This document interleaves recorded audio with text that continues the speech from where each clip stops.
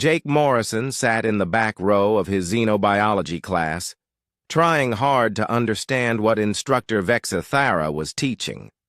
The tall alien stood at the front of the classroom, his forearms moving as he talked about different life forms across the galaxy. Jake was only 8 years old, and some of the words were too big for him to understand. The classroom was full of children from many different species. There were blue-skinned Altarians with their gentle eyes, small furry Koreans who spoke in high voices, and even a few young Centaurians with their long necks. Jake sat next to his best friend Amy Collins, another human girl who was 9 years old. She was better at understanding the lessons than Jake was. Instructor Vexithara looked like a giant bug. He was from the Zephyrian Empire, and his people thought they were smarter than everyone else. His green skin looked hard like armor, and his large black eyes never seemed to blink. When he walked, his forearms moved in a way that made Jake feel uncomfortable. The lesson today was about how different species evolved on their home worlds.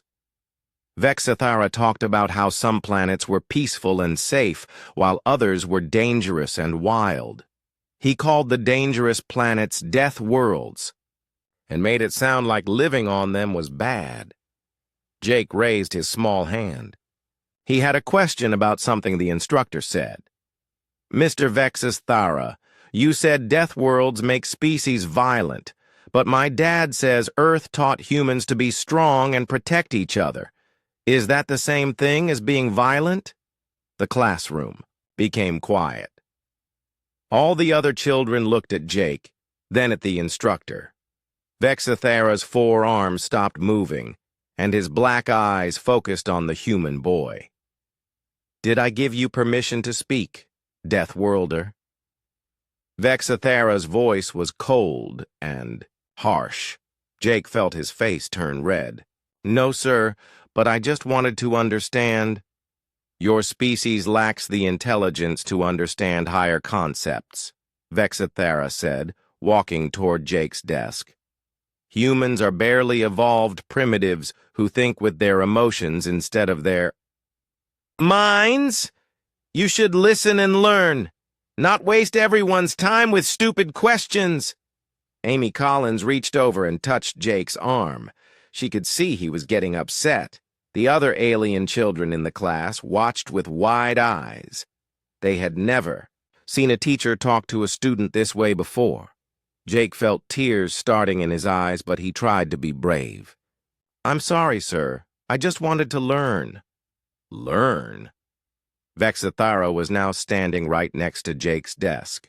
His tall body cast a shadow over the small boy. "Your kind cannot learn. You can only follow orders and fight. That is what Deathworlders do." The instructor's voice grew louder. "On Zephyria, we correct ignorant behavior immediately. Perhaps your parents never taught you proper respect for your superiors." Jake looked up at the towering alien. "My parents taught me it's okay to ask questions when I don't understand something." "Then your parents taught you wrong." What happened next shocked everyone in the classroom. Vexithara raised one of his sharp-clawed hands and struck Jake across the face. The blow was hard enough to knock the boy from his chair. Jake hit the floor with a cry of pain, and 3 deep cuts appeared. On his cheek where the alien's claws had torn his skin. Blood ran down Jake's face as he lay on the floor. Amy Collins screamed and jumped from her chair to help her friend. The other children in the class began crying and calling for help. "That is how we correct bad behavior on Zephyria," Vexithara said, looking down at the bleeding child. "Perhaps now you will learn to show proper respect." The classroom door burst open. Security guards rushed in after hearing the screams. The lead guard was Administrator Krell, a peaceful Altarian who ran the station's day-to-day operations. His blue face went pale when he saw Jake on the floor covered in blood. "What happened here?" Krell demanded. Vexithara straightened to his full height. I was correcting a disruptive student using standard Zephyrian educational methods. The child was being disrespectful and needed to learn proper behavior. Krell knelt beside Jake, who was now sitting up with Amy's help. The administrator's hands shook as he saw the deep cuts on the boy's face. "Get medical help immediately," he told one of his guards. "This is outrageous," Amy Collins said, her voice loud despite her young age. "Jake just asked a question. He didn't do anything wrong." Several of the alien children nodded and agreed with Amy. A young Altarian girl named Zara spoke up. "Instructor Vexithara called Jake stupid and hit him for asking about his homework." The primitive should have known better than to question his superiors, Vexithara said without any sign of regret.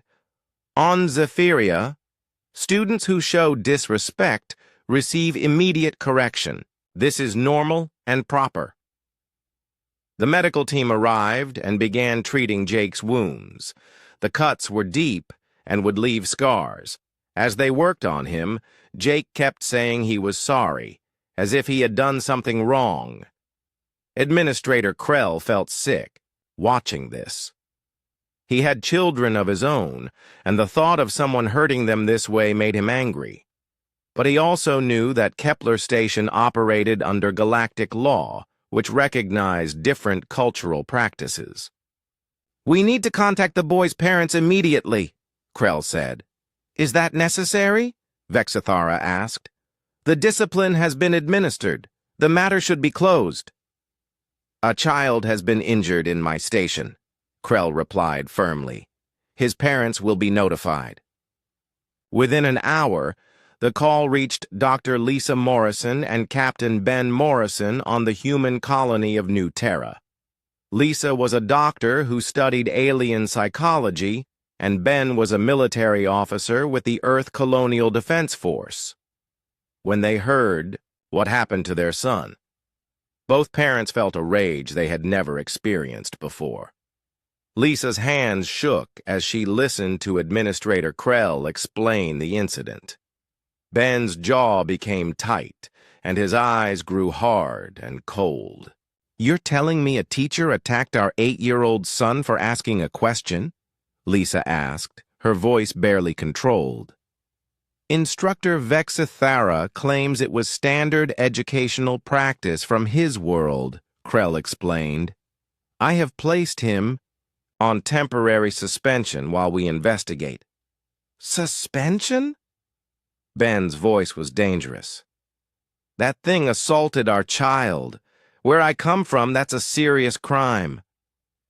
"Captain Morrison, I understand your anger," Krell said. "But Kepler Station operates under galactic law. Different species have different customs and methods. Our customs don't include attacking children," Lisa said. The conversation continued for another hour. Administrator Krell promised a full investigation, but he also explained that the Galactic Council would need to review the case. Since Vexithara was a citizen of the Zephyrian Empire, they would have a say in any punishment. When the call ended, Ben and Lisa Morrison sat in silence for a long time. Finally, Ben spoke. "They're treating this like Jake broke some rule," he said. "Like he deserved what happened to him." Lisa nodded, tears in her eyes. "Krell seems like a good person, but even he's talking about different customs instead of justice for our son." "We're going to Kepler Station," Ben decided. "I want to see Jake, and I want to meet this Vexithara face to face. Ben, you can't—" "I can't what? Protect my own son?" Ben stood up, his military training taking over. "That alien hurt Jake for asking a question." "A question, Lisa. What's next? Are they going to start hitting human children whenever they speak?" Lisa knew her husband was right. This wasn't just about Jake anymore. This was about how the galaxy saw human children, human families, and humans in general. As they prepared to leave for Kepler Station, neither Ben nor Lisa knew that their son's blood on a classroom floor would become the first drop in an ocean of change that would shake the entire galaxy. The news about Jake Morrison spread across human space faster than anyone expected. Within 2 days, every human colony from the core worlds to the outer rim knew about the 8-year-old boy who was attacked by his alien teacher for asking a question. On the frontier world of New Texas, rancher Pete Davis was fixing a fence when his wife called him inside to watch the news. Pete was a big man with rough hands and a face marked by years under the harsh sun of a world that tried to kill everything that lived on it. He sat down at his kitchen table and watched the report with growing anger. "They hit a kid," Pete said, to his wife Mary. "They hit a human kid for asking a question in school. Mary Davis had 3 children of her own. The oldest was 10. The same age as Pete's boy, Tommy. She looked at her husband and saw something in his eyes that scared her. Pete, what are you thinking?" "I'm thinking about how many times aliens have looked at us like we're dirt," Pete replied. "I'm thinking about the trading post in town where the Centaurian merchant talks to us like we're too stupid to count money. I'm thinking about how the Zephyrian administrator treats our kids when they go to the mixed species school." Pete wasn't the only one thinking these thoughts. Across New Texas and dozens of other frontier worlds, humans were remembering every slight, every insult, every time they had been treated as less than equal. On the mining world of Iron Ridge, foreman Tony Rodriguez called his crew together during their lunch break. Tony had worked in the mines for 15 years, and half his crew were humans, while the other half were aliens from different species. They had always gotten along well, but something felt different now. "You all heard about what happened to that kid on Kepler Station?" Tony asked. The humans nodded. The aliens looked uncomfortable. "My daughter is 7, Tony continued. "Same age as that boy. If some alien teacher hit her for asking a question, I don't know what I'd do." One of the Altarian workers, a gentle being named Kess, spoke up.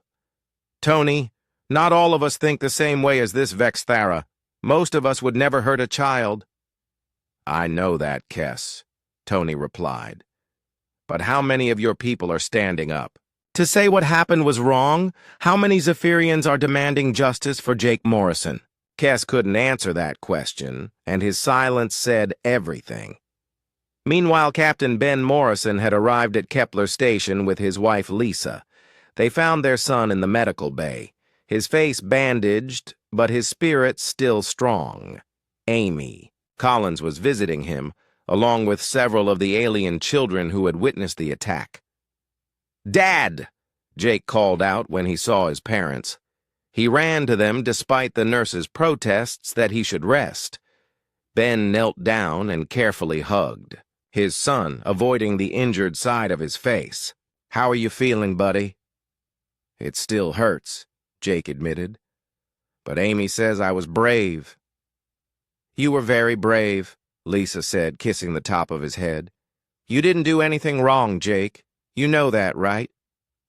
Jake nodded, but Ben could see doubt in his son's eyes. The boy was starting to wonder if asking questions was really okay, if being curious was really a good thing. That afternoon, Ben and Lisa met with Administrator Krell and the Galactic Council representative, a tall, thin being called Ambassador, Thex, from the Ethereal Collective. Thex spoke in a voice that sounded like wind chimes and acted like he was doing the humans a favor by meeting with them. "Captain and Dr. Morrison," Thex began, "we understand your concern about the incident involving your offspring. However, we must consider the cultural context of Instructor Vexathara's actions." "Cultural context?" Ben's voice was deadly quiet. "My son was attacked. There's no context that makes that acceptable." Among the Zephyrians, physical correction is a normal part of education, Thex explained. We cannot impose human standards on other species' traditional practices. Lisa leaned forward. Are you saying it's okay to assault human children as long as the attacker claims it's part of their culture? We are saying that accommodation must be made for different approaches to education and discipline, Thex replied smoothly. Ben stood up so quickly that his chair fell backward. My son asked a question. One question. And your educator left scars on his face that he'll carry for the rest of his life. Captain Morrison, please calm yourself, Thex said. This emotional response is exactly why many species find humans difficult to work with. You react with violence instead of reason. Violence? Ben laughed, but there was no humor in it. You want to see what human violence looks like when someone hurts our children? Lisa grabbed her husband's arm. She could see he was about to do something that would make the situation worse. Administrator Krell, who had been quiet during the exchange, finally spoke. Ambassador Thex, with respect, a child was seriously injured. Regardless of cultural differences, we cannot allow adults to harm children under our protection. The matter is being reviewed by the appropriate committees, Thex said. Justice will be served according to galactic law. What does that mean exactly? Lisa asked. It means Instructor Vexithara will receive counseling on appropriate methods when dealing with human students, Thex explained. He will also attend cultural sensitivity training. Ben and Lisa stared at the alien ambassador in shock. Counseling, Ben said. He attacked my son, and you're going to give him counseling? Captain Morrison, you must understand that this is a delicate situation, Thex continued. The Zephyrian Empire is an important member of the Galactic Council. We cannot simply punish one of their citizens for following their traditional practices. And what about human traditional practices? Lisa demanded. What about our tradition of protecting our children? Humans are new members of the galactic community, Thex said. You must learn to adapt to our ways, not expect us to change for you. That night, Ben Morrison made a call to his old friend Colonel Kate Sullivan on Mars. Kate commanded the Mars Defense Corps and had served with Ben during the Outer Rim conflicts where humans had fought against hostile aliens and dangerous creatures. Ben, I heard about Jake, Kate said as soon as the call connected. How is he? He'll heal, Ben replied. But Kate, you need to know what the Galactic Council told us today. Ben explained the meeting with Ambassador Thex. As he talked, Kate's expression grew darker. They're not going to punish him, Kate said when Ben finished. They're going to pat him on the head and tell him not to hit human kids quite so hard next time. That's about the size of it, Ben agreed. Ben, I've been hearing reports from across human space. This incident with Jake has people talking. They're asking questions about how we're treated in this galactic community. What kind of questions? The kind that make me think we might need to start having some hard conversations about humanity's future, Kate said. Across the galaxy, similar conversations were taking place. On Earth, President William Hayes was meeting with his security council. On the outer colonies, human military units were receiving new orders disguised as routine training exercises. In the trading centers and diplomatic stations, human civilians were quietly beginning to ask themselves if they really belonged in a galaxy that saw them as primitive newcomers who needed to learn their place. In his hospital bed on Kepler Station, 8-year-old Jake Morrison slept fitfully. His dreams were filled with questions he was afraid to ask and answers that no one wanted to give him. He didn't know that his blood on a classroom floor had started something that would change everything. The galaxy had made a mistake. They had hurt a human child and called it culture. They had dismissed a family's pain and called it adaptation. They had told an entire species to accept injustice and called it civilization. They didn't know that humans had a different word for it.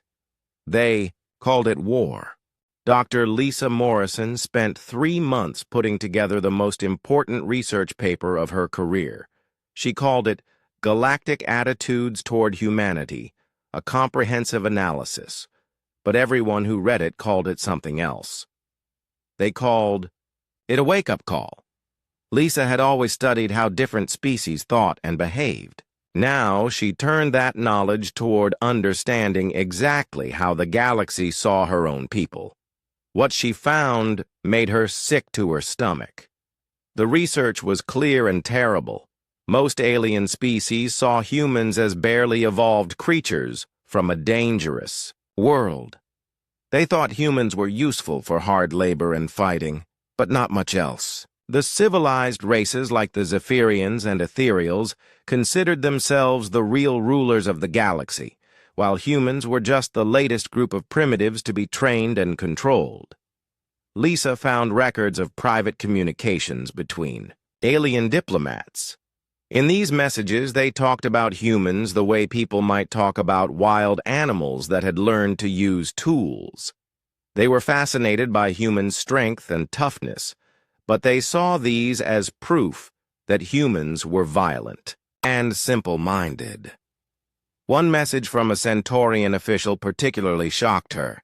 The humans serve their purpose well enough, it read.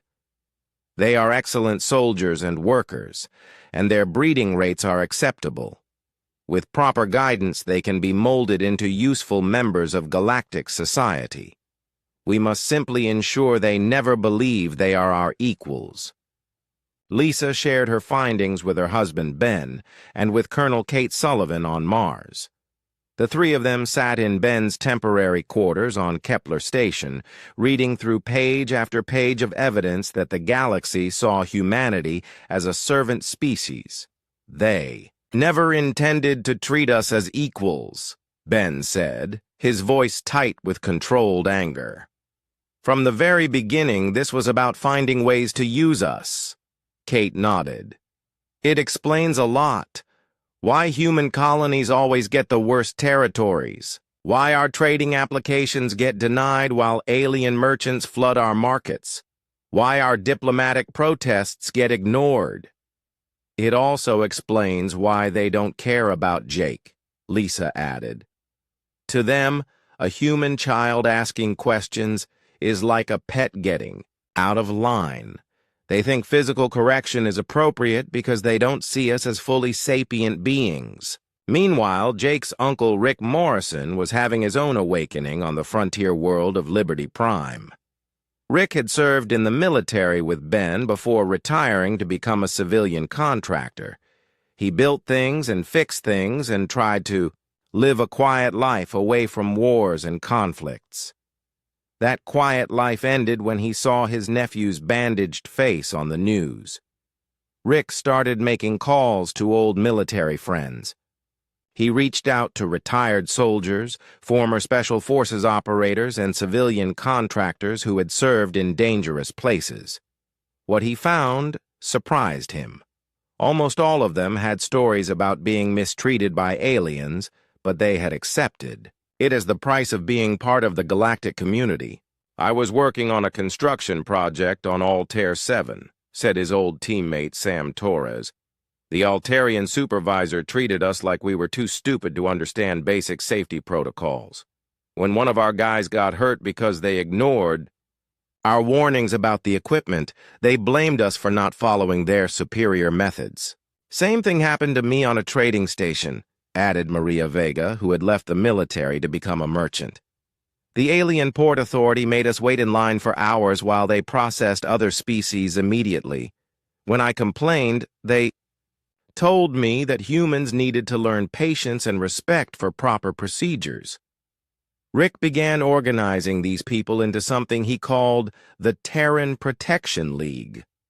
Officially, It was a civilian organization dedicated to protecting human workers and families in alien space. Unofficially, it was a network of trained and experienced humans who were getting very tired of being treated like second-class citizens. On Earth, President William Hayes was dealing with the biggest crisis of his administration.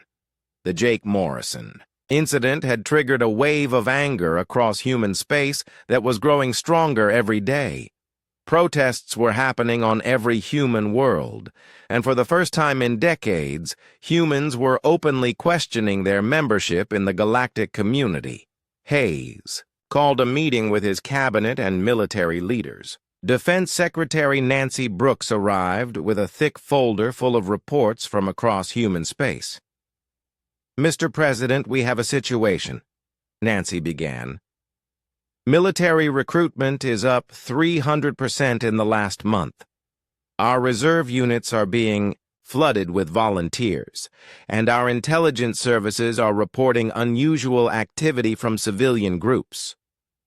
"What kind of activity?" Hayes asked. "The kind that suggests our people are preparing for something," Nancy replied.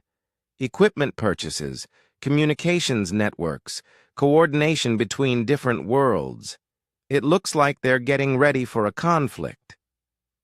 General Frank Lee, the chairman of the Joint Chiefs, leaned forward. "Sir, we need to make a decision about how to handle this. Our people are angry, and they're looking to us for leadership. If we don't give them direction, they might take matters into their own hands."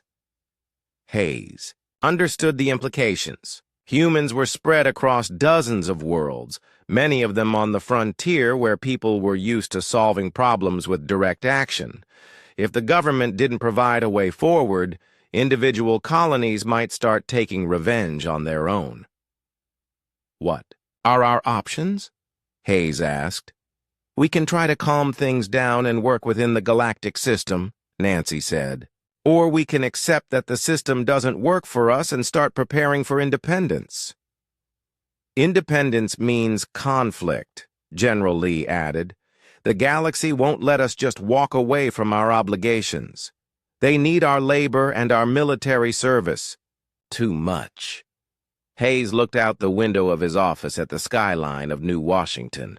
Somewhere out there, millions of human families were asking themselves if their children would be safe in a galaxy that saw them as primitives to be controlled.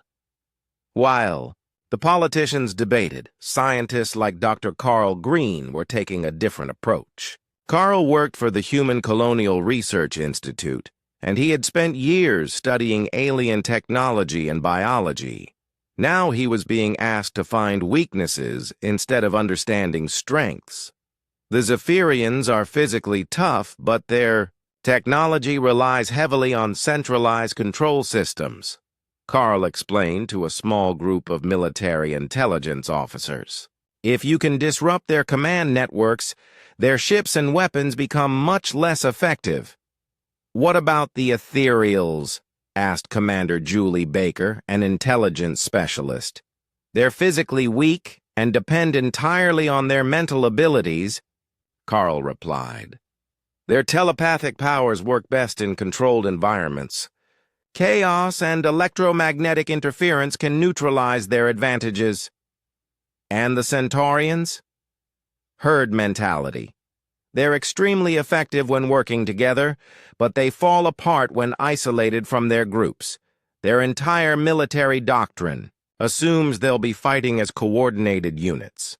The meeting went on for hours as Carl outlined the weaknesses of every major alien species. It was information that had been gathered over decades of peaceful cooperation, now being analyzed for very different purposes. Agent Dana Fox was working on a completely different kind of intelligence gathering. Dana was a human spy who had spent 5 years working undercover in alien space. She had learned to speak a dozen alien languages and could pass for a member of several different species with the right disguises and modifications. Now she was using those skills to infiltrate alien communication networks. What she found confirmed Dr. Lisa Morrison's research and made it even worse. The aliens weren't just dismissive of humans. They were actively planning to limit human expansion and influence. Secret meetings were being held to discuss the human problem and how to keep humanity under control without triggering a rebellion. "They're scared of us," Dana reported to her handlers on Earth. "They finally realized that humans reproduce faster, adapt quicker, and fight harder than any other species they've encountered. They're trying to figure out how to keep us useful without letting us become powerful." "How much time do we have?" her handler asked. "Not long," Dana replied. "They're talking about implementing new restrictions on human colonies within the next year. Limited reproduction permits, mandatory service obligations, restricted access to technology. They want to turn us into a permanent servant class." Back on Kepler Station, Jake Morrison was finally healthy enough to return to classes. His face bore 3 small scars where Vexathara's claws had cut him, but his spirit was strong. Amy Collins stayed close to him, and several of the alien children who had witnessed the attack made sure he was never alone. Instructor Vexathara had completed his cultural sensitivity training and returned to teaching. He acted like nothing had happened, but Jake could see the hatred in his eyes whenever the alien looked at him. "Dad," Jake said to his father one evening, "are we going to stay here?" Ben Morrison looked at his son's scarred face and felt something harden in his chest. "I don't know, buddy. Things are changing." "I hope we don't stay," Jake said quietly. "I don't think they like us very much." Ben knelt down to his son's level. "Jake, it's not your job to worry about whether they like us. It's my job to make sure you're safe and free to ask all the questions you want. Even if they don't want me to ask questions?" "Especially then," Ben replied. The second incident happened 6 months after Jake Morrison was attacked. This time, it was a 10-year-old boy named Bobby Walsh. And this time, there would be no forgiveness. Bobby was on a school field trip to the Zephyrian Cultural Center on the trade station Harmony Point. The trip was supposed to teach human and alien children about different cultures and peaceful cooperation. Instructor Vexathara was leading the group, having been deemed rehabilitated after his cultural sensitivity training. Bobby Walsh was a curious boy, much like Jake Morrison. When he saw a display about Zephyrian military history, he asked a simple question. Why do all the statues show Zephyrians fighting smaller aliens? Didn't they ever fight people their own size? Vexathara's response was swift and brutal. He struck Bobby across the face with such force that the boy's left eye was permanently damaged. Bobby fell to the ground screaming, blood flowing from deep cuts around his ruined eye. This time, there were no alien children to serve as witnesses. The other students on the trip were all human, and the Zephyrian security guards who responded to the screams took Vexathara's word that the boy had been accidentally injured during an educational demonstration. Bobby's father, Jim Walsh, was a construction worker on Harmony Point. When he got the call that his son was in the hospital, he dropped his tools and ran across the station to the medical center. What he found there changed everything. Bobby lay in a hospital bed, his left eye covered in bandages that the doctors said would never come off. The boy would be partially blind for the rest of his life because he had asked a question about a museum display. "Dad, I can't see," Bobby whispered when his father arrived. "I can't see out of my left eye anymore." Jim Walsh was a big man with rough hands and a gentle heart. He had worked construction on a dozen different worlds and had always tried to get along with everyone, human or alien. He had taught his son to be respectful and curious and kind. Now he sat beside his permanently injured child and felt something break inside himself. "It's going to be okay, Bobby," Jim said, holding his son's hand. "Daddy's going to make sure this never happens again." Jim demanded to see Instructor Vexithara.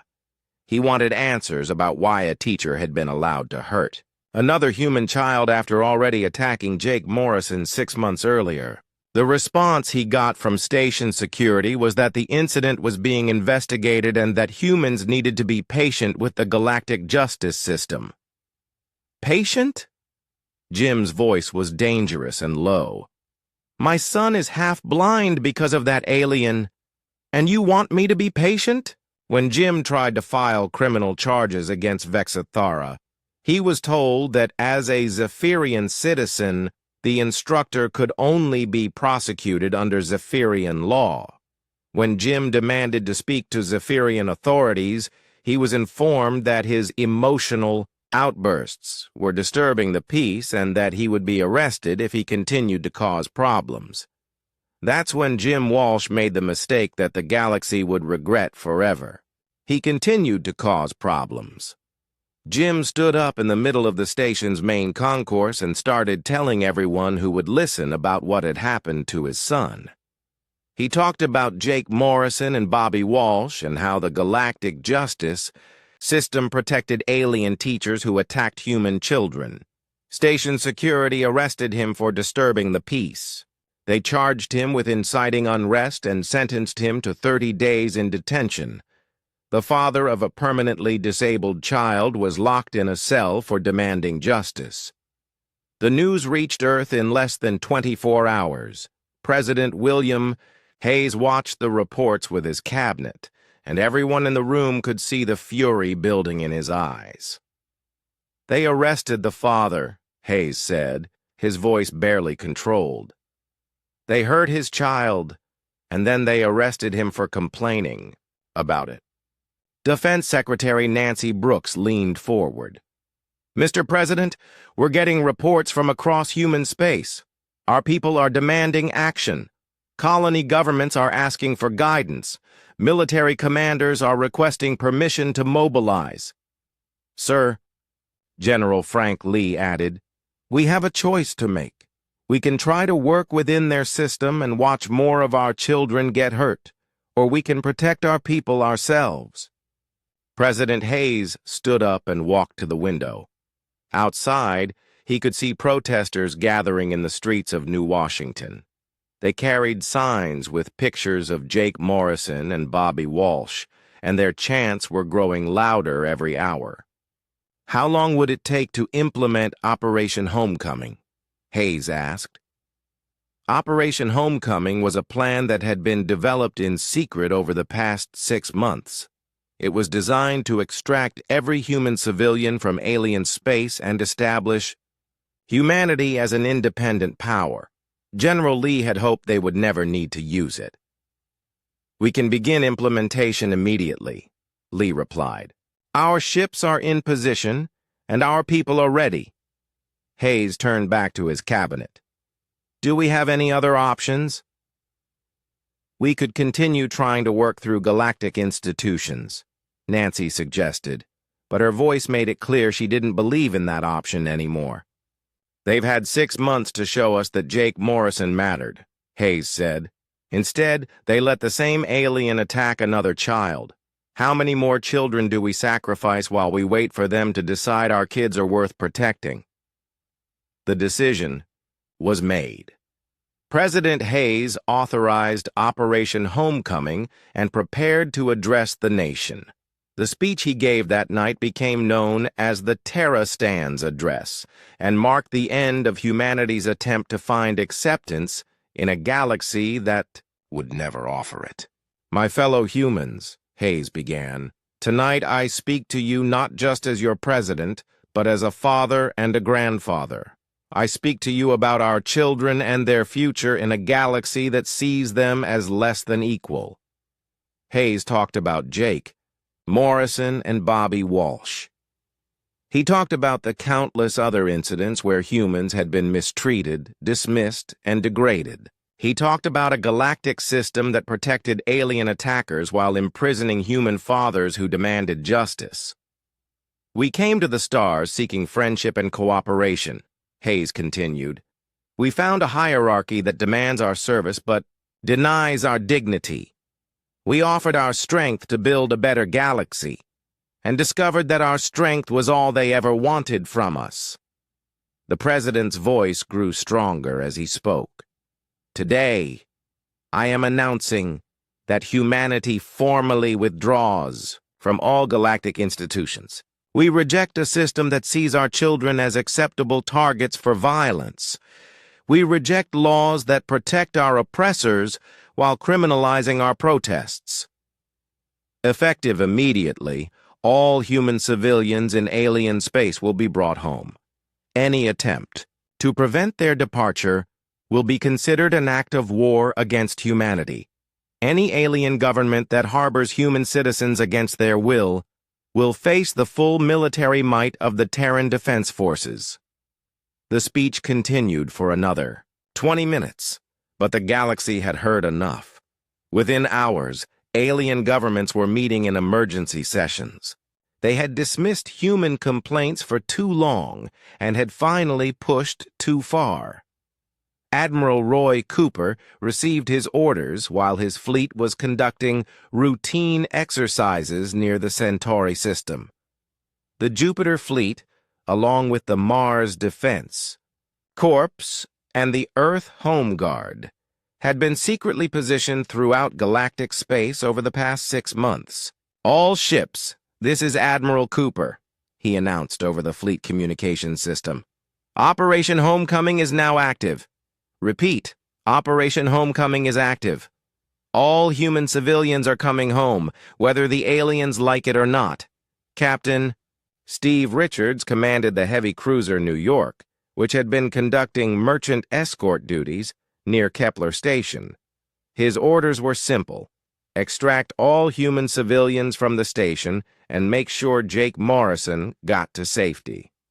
"Sir," his communications officer reported, "Kepler Station is refusing to allow civilian transports to dock. They say all human departures must be approved by the Galactic Council." "Tell them they have 10 minutes to change their minds," Richards replied. "After that, we start making docking space ourselves." Similar conversations were happening throughout the galaxy. The aliens had grown used to humans who asked politely and accepted refusal gracefully. They were about to meet humans who had stopped asking and started taking. On Harmony Point, Commander Julie Baker's task force surrounded the station where Bobby Walsh lay in his hospital bed and his father sat in a detention cell. Baker's orders were to extract both father and son, along with every other human civilian on the station. "Harmony Point Control, this is Commander Baker of the Terran Defense Forces," she announced. "You will immediately release all human civilians and prepare for evacuation operations." "Commander Baker, this is Station Administrator Yix," came the reply.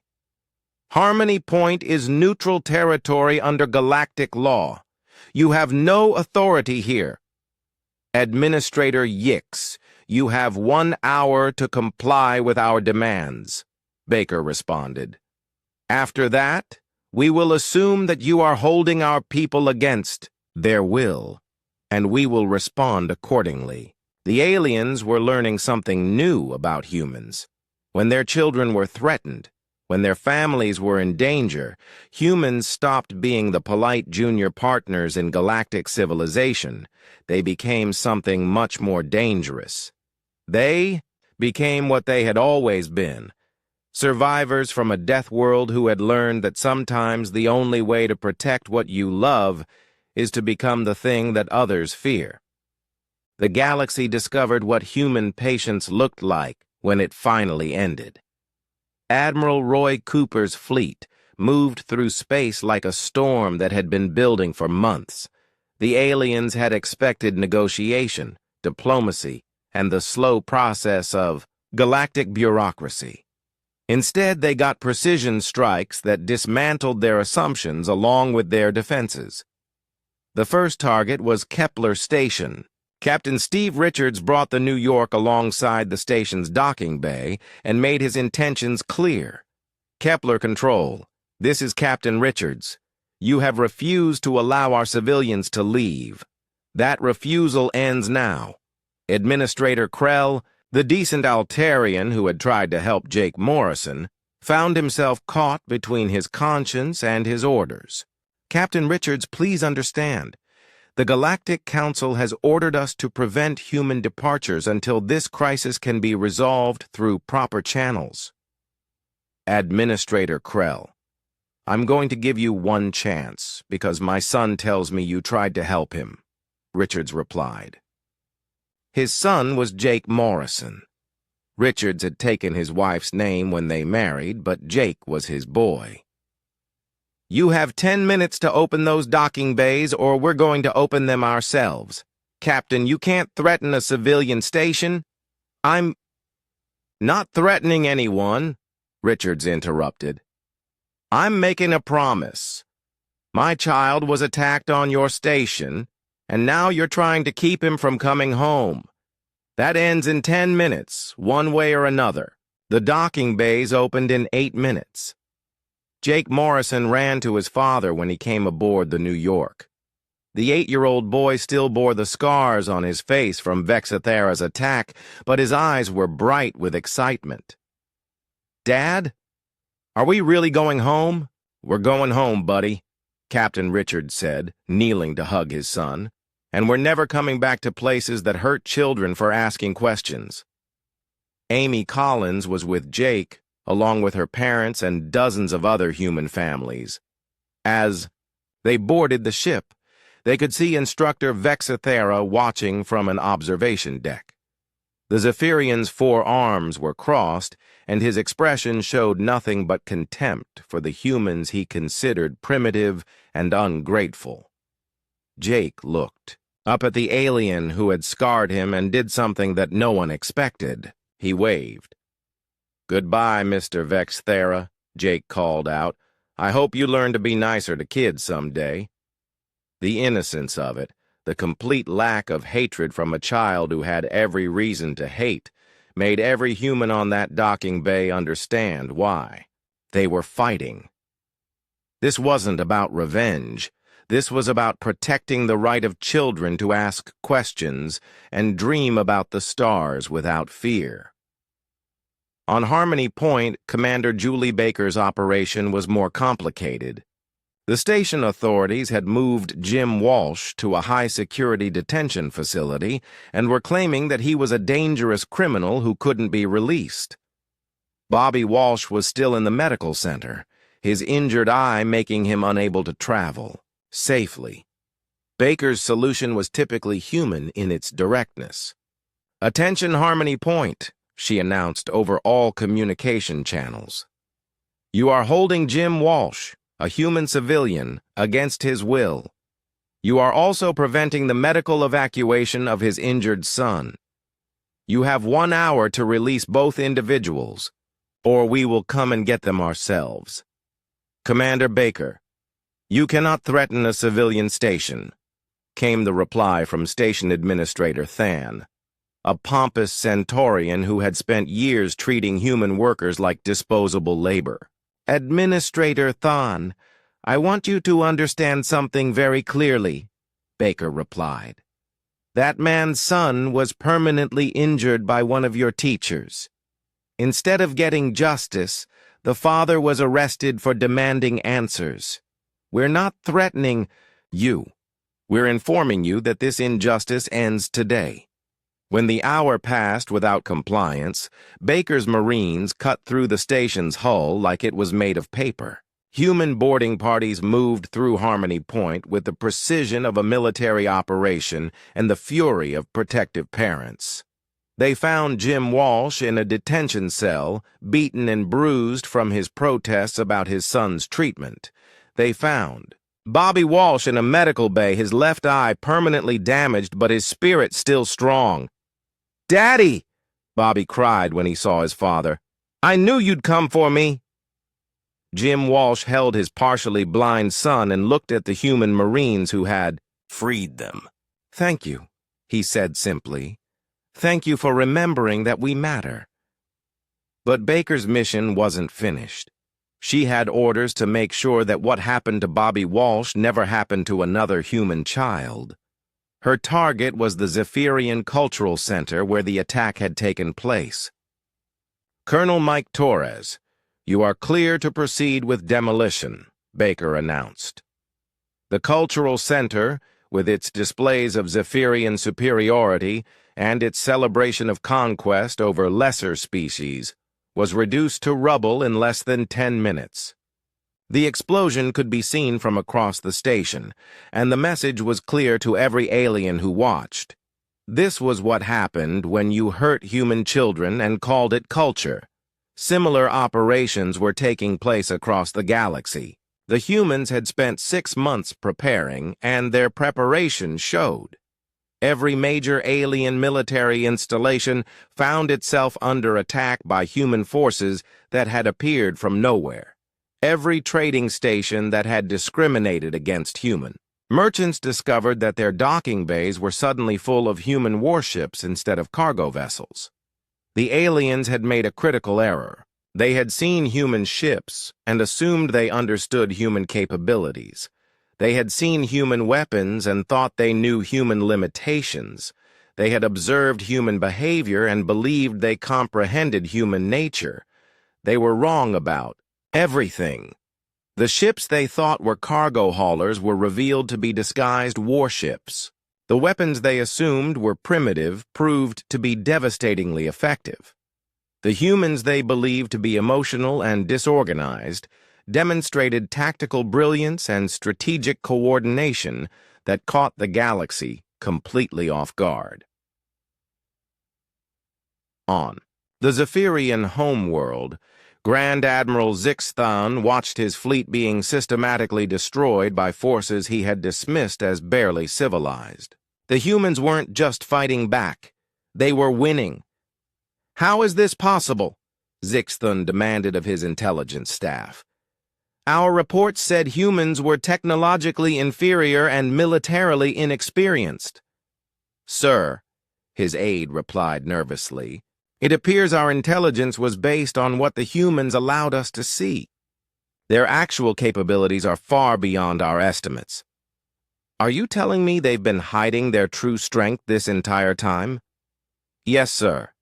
It appears that human merchant vessels were actually warships in disguise. Their peaceful exploration missions were intelligence-gathering operations. Their cultural exchanges were reconnaissance efforts." Zixthon felt something he had never experienced before: fear. The Zephyrians had built their empire on the assumption that they were superior to all other species. The idea that humans had been studying them, learning their weaknesses, and preparing for this moment was terrifying. "Get me a communication. Channel to the human fleet commander," Zixthon ordered. Admiral Cooper's face appeared on the main screen, and Zixthon was shocked by what he saw. The human looked calm, professional, and completely in control. This wasn't the emotional primitive that Zephyrian propaganda had described. "Grand Admiral Zixthon," Cooper said politely. "I understand you wanted to speak with me." "Admiral Cooper, this conflict can still be resolved through negotiation. Surely we can find a diplomatic solution that satisfies both sides." Cooper's expression didn't change. "Grand Admiral, 6 months ago, one of your people permanently injured a human child for asking a question about your culture. When the child's father demanded justice, your system arrested him and called his pain a disturbance of the peace. That was an unfortunate incident, but it was the moment your civilization revealed its true nature." Cooper interrupted. "You see human children as acceptable targets for violence and human parents as criminals for objecting. There is no negotiating with that kind of evil." "Admiral, please." We can establish new protocols for humans-Etherian interactions. We can ensure better training for our educators. Grand Admiral, your people have had months to demonstrate that human children matter to you. Instead, you allowed the same instructor to attack another child. You've shown us exactly how much our families are worth in your civilization. Cooper leaned forward slightly. The negotiation is over, Grand Admiral. The only question now is whether you surrender your forces or we destroy them. Zixthun realized with growing horror that the human meant every word. This wasn't a bluff or a bargaining position. This was a species that had decided the galaxy was too dangerous for their children and was prepared to remake it by force. What do you want? Zixthun asked. We want every human civilian returned safely to human space, Cooper replied. We want recognition of humanity as a sovereign power with the right to protect our people, and we want a guarantee that no alien will ever again raise a hand against a human child. And if we refuse? Cooper's smile was cold and empty. Grand Admiral, you attacked our children. What did you think was going to happen? The battle for Centauri Prime lasted 6 hours. When it was over, the Galactic Council's primary fleet was debris floating in space, and human forces controlled the most important system in alien space. But the real victory had already been won. On ships throughout. The